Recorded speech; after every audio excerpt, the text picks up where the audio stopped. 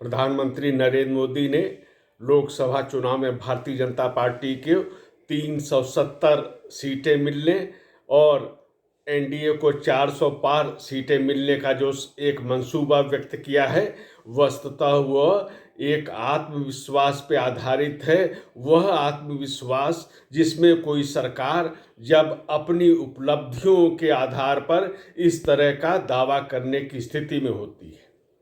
विगत 10 वर्षों में नरेंद्र मोदी सरकार ने जिस प्रकार से कार्य किए हैं, वो चाहे विकास के कार्य हो, वो सांस्कृतिक चेतना के जागरण का कार्य हो, वो गरीबों के कल्याण का कार्य हो और पारदर्शी व्यवस्था के अनुरूप सबको 100% सहायता उनके खातों तक पहुंचने की बात हो, इन सब के आधार पर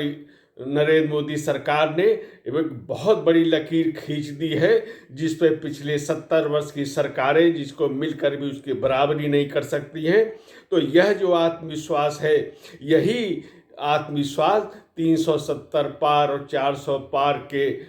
लक्ष्य को प्रमाणित करने वाला है और इस संकल्प को सिद्ध करने वाला है। आजकल चर्चा में है कि मोदी की गारंटी, ये भी एक निराधार कोई नारा नहीं है, कोई बात नहीं है, बल्कि नरेंद्र मोदी ने जितनी भी गारंटी जनता से की है, उन गारंटियों को किस तरह से संकल्प के साथ सिद्ध किया गया है, उनको पूरा किया गया है, यह मोदी की गारंटी है, यह नरेंद्र मोदी की विश्वसनीयता है और उनकी विश्वसनीयता पर देश का, जनमानस का विश्वास है। भारतीय जनता पार्टी के राष्ट्रीय अधिवेशन में एक राजनीतिक प्रस्ताव जो प्रस्तुत किया गया,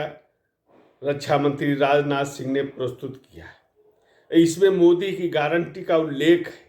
और उन 20 तथ्यों का उल्लेख है जो मोदी की गारंटी को सिद्ध करते हुए यहाँ पर जनता के सामने जिनका उल्लेख किया गया है। ये एक प्रकार का रिपोर्ट कार्ड की तरह भी है राजनीतिक प्रस्ताव। इसमें संस्कृति भी है, इसमें सांस्कृतिक चेतना भी है, विकास भी है, गरीब कल्याण की योजनाएं भी हैं, जिस प्रकार से गरीबों का कल्याण इस 10 वर्षों में हुआ है। राजनाथ सिंह ने प्रस्ताव पेश किया, निर्मला सीतारमण और योगी आदित्यनाथ ने उनका समर्थन किया। योगी आदित्यनाथ जब बोलने लगे तो पूरा का पूरा जो अधिवेशन है राममय हो गया। 500 वर्षों का सपना साकार हुआ अयोध्या जी में और यह सांस्कृतिक चेतना की पुनर्स्थापना है, पुनर्जागरण का अवसर है। उसके बस अभी ये जो अधिवेशन हुआ है उसमें भी प्रभु राम के प्राण प्रतिष्ठा मंदिर उद्घाटन का भी उसमें उल्लेख किया गया। मोदी की गारंटी में इसको भी शामिल किया गया है। योगी आदित्यनाथ उत्तर प्रदेश के मुख्यमंत्री हैं। इस रूप में विगत 7 वर्षों में उन्होंने अयोध्या का जो कायाकल्प करके दिखाया है, 6.5 वर्ष पहले की अयोध्या और आज की अयोध्या को देखने वाले उस योगी का जो मॉडल है विकास का, उसका अनुभव भी कर सकते हैं। पूरे प्रदेश में जिस प्रकार के 7 वर्षों में कार्य हुए उनका फिलहाल उल्लेख करना नहीं, केवल अगर इसी विकास और सांस्कृतिक जागरण को देखना हो तो अयोध्या धाम की चर्चा कर लें तो पूरे प्रदेश का जिस प्रकार से जो 7 वर्षों में विकास कार्य हुए उनका भी एक अनुमान लगाया जा सकता है। योगी आदित्यनाथ ने कहा भी कि यह जो मंदिर का निर्माण है राष्ट्र के भी एक प्राण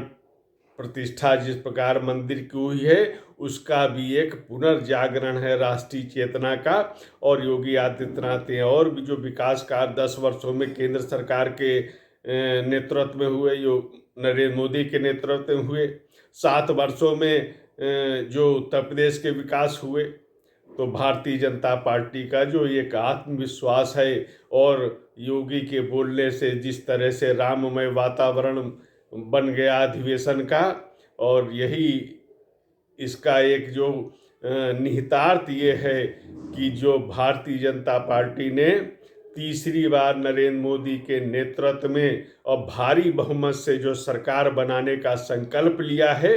वह संकल्प कम से कम उनकी उपलब्धियों के आधार पर और जनता के में उनके प्रति विश्वास के आधार पर यह जो लक्ष्य तय किया है वह पूरा होना कोई असंभव बात नहीं है। 370 कोई ऐसा नहीं, मैं कहूँगा कि एग्जैक्ट कोई ऐसा नंबर आने वाला है, लेकिन 370 एक संवैधानिक विचार के दृष्टि से भी महत्वपूर्ण है कि किस प्रकार से एक तरफ जो इंडी अलायंस है, हालांकि वो बिखर रहा है, एक तरफ वो लोग हैं जो संविधान के अनुच्छेद 370 को बनाए रखना चाहते थे, अलगाववादी अनुच्छेद था, उसको प्रति उनका लगाव था, कैसी कैसी बातें की जा रही थी। तो इस अस्थायी अनुच्छेद को हटाने का काम जो नरेंद्र मोदी सरकार ने किया है, यह भी जनता के बीच में है। इसलिए ये जो 370 का आंकड़ा जो है बढ़ भी सकता है, बढ़ने की भी उम्मीद है, लेकिन ये संविधान की दृष्टि से, लोकतंत्र की दृष्टि से और जन कल्याण की दृष्टि से ये निश्चित रूप से जो संख्या है ये पूरी हो सकती है।